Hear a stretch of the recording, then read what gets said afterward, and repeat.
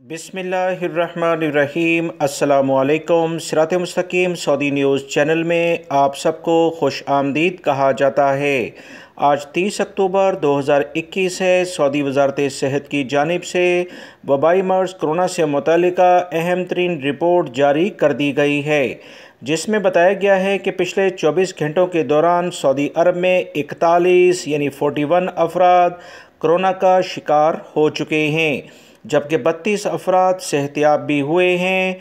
3 अफराद का कोरोना की बिना पर पूरे सऊदी अरब में पिछले 24 घंटों के दौरान इंतकाल भी हो गया है। इन्ना लिल्लाहि व इन्ना इलैहि राजिऊन। 66 अफराद की हालत काफ़ी ज़्यादा ख़राब है। इनके लिए खुसूसी तौर पर दुआ की जाए। सऊदी वज़ारत सेहत ने तमाम सऊदी शहरी और गैर मुल्की अफराद से तीसरी खुराक लेने के लिए कहा। वो तमाम लोग जिन्हें 6 माह दूसरी खुराक लिए हुए हो गए हैं। वीडियो लाइक करके शेयर भी कीजिएगा। अस्सलामु अलैकुम।